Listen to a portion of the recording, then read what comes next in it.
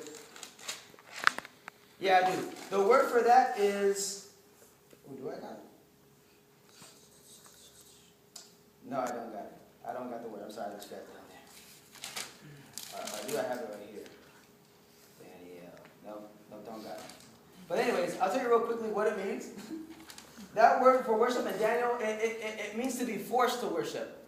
It means to almost like, say if the president comes in, nobody here really respects the president. And if you do, amen. But like, I don't know him.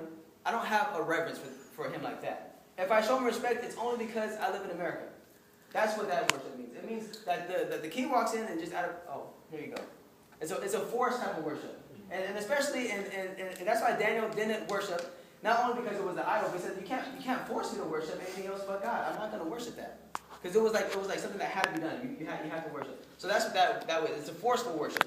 Now, the other meaning for worship in the Torah is very important. Write this down. It's in Leviticus. No, I lied. That's praise. It's in Jeremiah. Jeremiah 44:19. If I say you want to turn there, go ahead. But I'm not going to wait. Jeremiah 44:19. 44:19, there we got it. Okay, it reads like this, and it reads, "The woman also said, and when we burned incense to the Queen of Heaven and poured out drink offerings to her, did we make cakes for her to worship her and pour out drink offerings to her without our husband's permission?" Basically, they're talking about worshiping an idol. Okay? Now, this is the funny thing. There's only 3 words in the entire Hebrew Bible for worship. One of them means to be consumed by God. The other 2 mean to worship an idol. What does that mean? That means there's only one way to worship God. Okay. But what does this mean when we're worshiping an idol? I'm going to need volunteers again. Let me get 3 volunteers. Whoever, stand up. Not the same people though. Very good. This one's going to help you guys out a lot.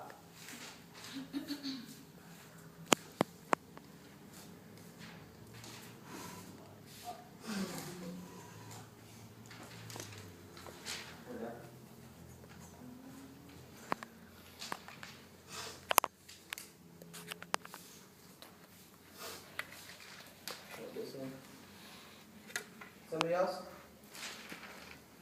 I asked for 3 volunteers. Ayin Tzadik Bet. Very good. Okay, now what does this word spell out? So I didn't say the word. It spells out Atzab. Atzab. That's spelled AW-TSAB. Atzab. Everybody say Atzab. Atzab. Say I don't want to. Atzab. Atzab is spelled Ayin Tzadik Bet. Okay? And what I'm showing here is not just the letter, but also the ancient meaning of the letter. So like the first time we see Hebrew was actually like pictures, almost like the Egyptian hieroglyphic stuff.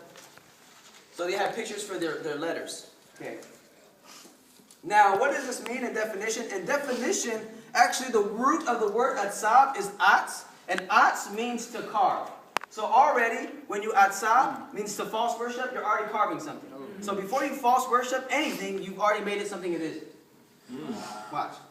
So atzab, the root of it is to carve, okay, to fabricate or fashion. Now, this is what it means: to worry, have pain, and anger. Okay.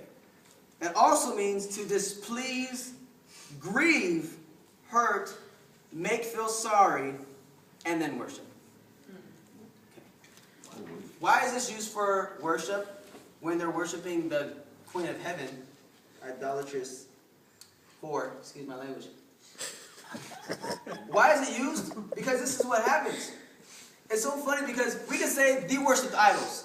We don't worship idols. We don't live in that sin. I got another thing for you.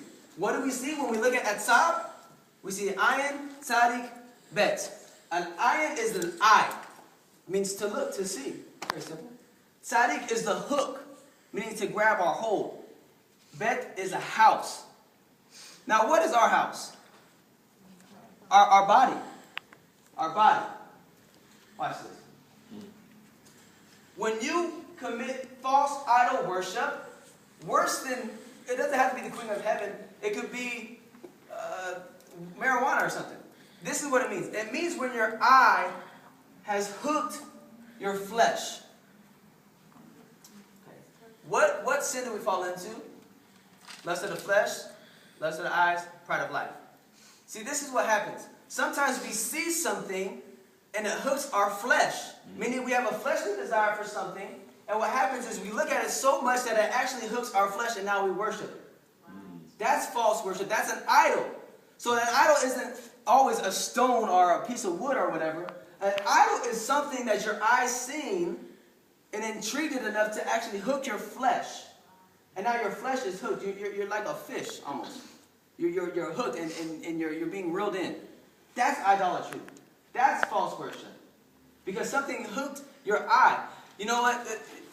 Idolatry has many meanings, but this is the best meaning for idolatry. I go into a store, I see a camera for $600. I only have $140. So I see the dude behind the counter, I say, hey bro, I got $140, go ahead and give it to me. Just don't tell nobody. He says, okay. And he gives it to me.